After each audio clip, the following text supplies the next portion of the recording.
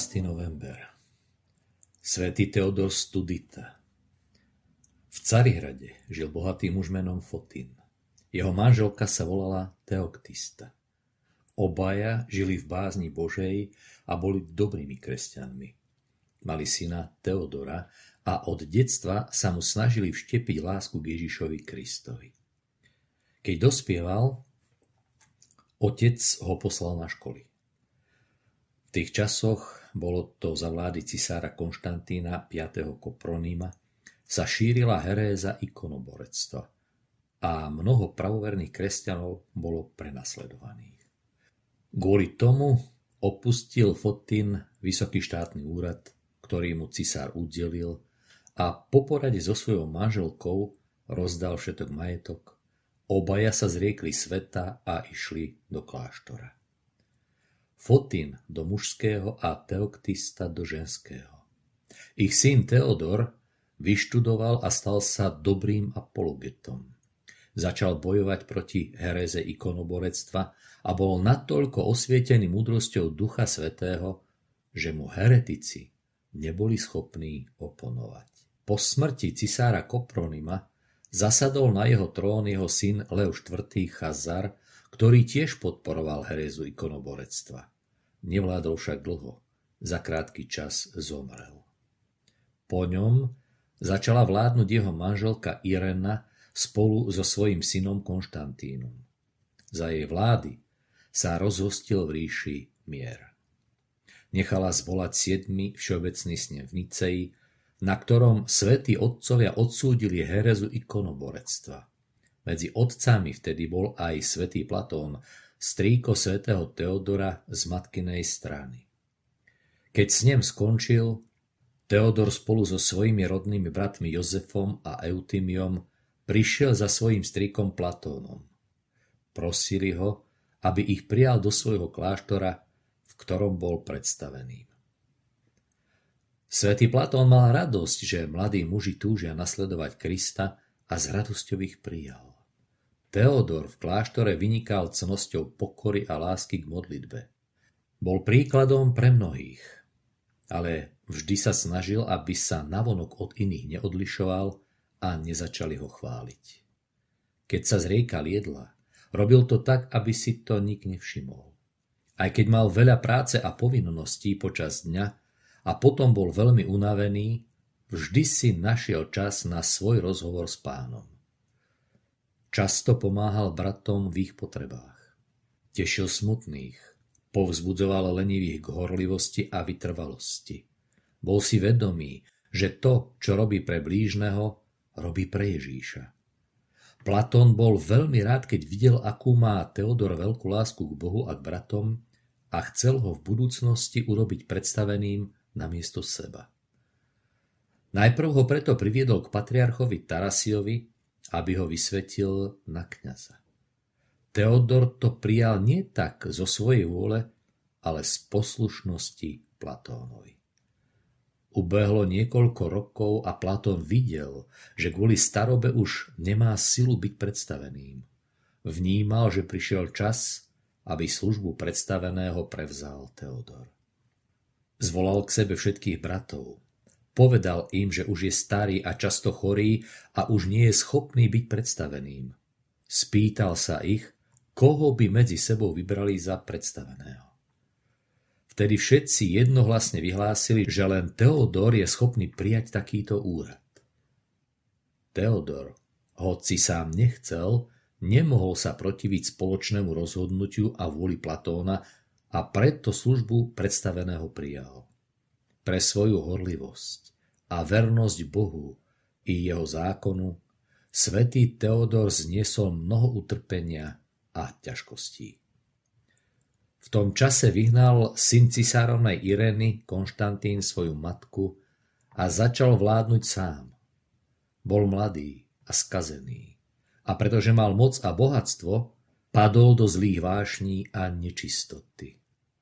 Kvôli tomu sa rozhodol vyhnať aj svoju manželku Máriu a prinútil ju vstúpiť do kláštora.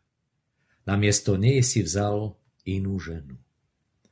Svätý patriarcha Tarazius proti jeho hriechu vystúpil, ale našiel sa zradný kňaz, ktorý cisárovi vyslúžil druhý sobáš. Patriarcha sa všemožne snažil tento nezákonný sobáš rozviesť, ale nemohol, lebo cisár mu hrozil obnovením ikonoboreckej herézy. Patriarcha preto nechal cisára tak, aby z toho nebolo ešte väčšie zlo, ktoré by potom dopadlo na celú cirkev. Avšak po príklade cisára začali mnohí šľachtici a vládcovia v provincii vyháňať svoje zákonné manželky a brať si iné. Keď sa o tom dozvedel blahoslavený Teodor, vzplanul horlivosťou pre Božie prikázania a poslal všetkým mníchom list, v ktorom odsúdil cudzoložstvo cisára a rozkázal, aby všetci cisára pokladali za vylúčeného z cirkvi. Tento list sa rozšíril po celej ríši, takže sa o tom cisár Konštantín dozvedel. Zahorel hnevom proti Teodorovi, ale najprv si chcel získať jeho priazeň zlatom a láskavosťou. Keď pochopil, že tým nič nedosiahne, poslal na Teodorov kláštor vojenský oddiel, aby vojaci mníchov pozabíjali a rozohnali a Teodora odviezli do vyhnanstva do Sulúnu. O tom, čo sa stalo s Teodorom, počuli aj kňazi a biskupy v Bospore a Chersonese. Nasledovali ho a vyhlásili na cisára anatému. Mnohí z nich preto trpeli a boli tiež poslaní do vyhnanstva. Svätý Teodor svojimi listami z vyhnanstva všetkých posilňoval, aby sa rozhodne držali Božích prikázaní a boli pripravení za pravdu vydať aj svoj život. Spravodlivý Boh, ktorý všetko vidí, čoskoro odplatil cisárovi za to, čoho sa dopustil na cirkvi svätej, lebo ho zbavil nielen cisárstva, ale aj života. Jeho matka a vlastní veľmoži sa proti nemu vzbúrili, vypichli mu oči a on čoskoro potom zomrel. Po jeho smrti Irena znova prevzala vládu nad gréckym kráľovstvom, prepustila všetkých uväznených a blahoslavený Teodor sa vrátil zo Solúna do svojho kláštora, kde znovu viedol mníchov cestou nasledovania Krista. Po niekoľkých rokoch pokoja Saracéni prepadli Grékov, bojovali s nimi a časť Grécka okupovali. Vtedy ctihodný otec Teodor podľa Božieho slova: Nuž, ľud môj, už vojdi do svojich komnát a zatvor za sebou dvere. Skry sa na chvíľočku, kým sa hrozný hnev nepreženie. Opustil kláštor Sakudion a s bratmi prišiel do Cariehradu. Cisárovna i patriarcha sa zaradovali z jeho príchodu a prosili ho, aby sa aj so svojimi bratmi ubytoval v studickom kláštore. Tento kláštor vybudoval jeden rímsky veľmož menom Studius, preto sa aj kláštor volal Studický, Studion. V čase, keď ctihodný prišiel so svojimi bratmi do Cariehradu, bolo v tom kláštore len 12 mníchov. Teodor obnovil a rozšíril kláštor a tak zhromaždil mnoho bratov. Prichádzali k nemu mnísi aj z iných kláštorov a chceli byť jeho učeníkmi. Teodor ich otcovsky prijímal a nerobil medzi nimi žiadne rozdiely. Všetkých mal rovnako rád. Povesť o svetom živote Teodorových učeníkov sa všade šírila, takže počet bratov vzrástol do 1000. Teodor napísal pre nich pravidlá. Vychádzal pritom z pravidel svätého Bazila Veľkého, ktoré mal veľmi rád. Jeho pravidlá dostali názov Studické. Keď prišiel k moci Leo V. arménsky, nastali pre kresťanov znovu ťažké časy. Nový cisár obnovil herézu ikonoborectva. Vtedy svätý Teodor s patriarchom a mnohými inými otcami vystúpili proti nemu. Teodor odvážne vyhlásil, že cisár nemá právo zasahovať do cirkevných záležitostí A keď cisár vyhnal patriarchu Nicefora z krajiny, Teodor rozkázal všetkým svojim mníchom, aby na kvetnú nedeľu vyšli so svätými obrazmi v rukách a tak prešli ulicami Carihradu. Počas pochodu mnísi spievali: Prečistému obrazu tvojmu sa klaniame, dobrotivý. Teodor aj naďalej odvážne nabádal duchovenstvo aj ľud, aby ctili sväté ikony. Cisár preto rozkázal, aby bol znovu poslaný z Carihradu do vyhnanstva.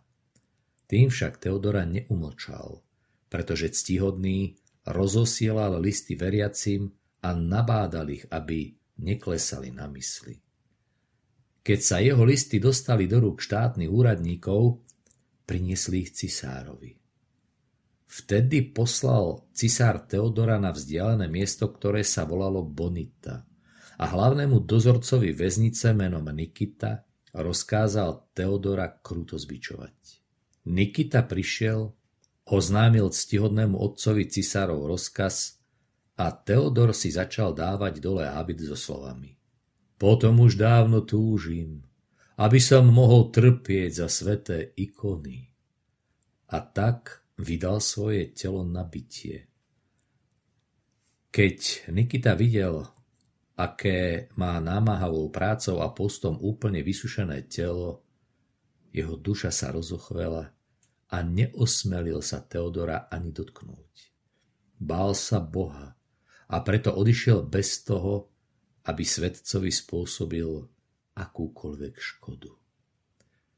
Teodor písal z väzenia svojim učeníkom, ktorí sa rozptýlili po celej krajine. Pre nich sa najviac namáhal. Prikazoval im, aby nebojacne zachovali vyznanie viery a pripomínal im, že utrpenia tohto času nie sú porovnateľné so slávou, ktorá sa má na nás zjaviť. Budú do nej prijatí všetci, ktorí trpezlivo znášali utrpenie.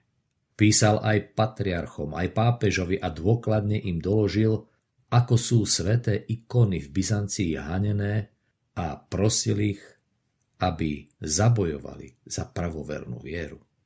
Keď sa Teodorove listy znovu dostali do rúk cisárovi, poslal krutého posla menom Anastás, aby Teodora nemilosrdne zbil.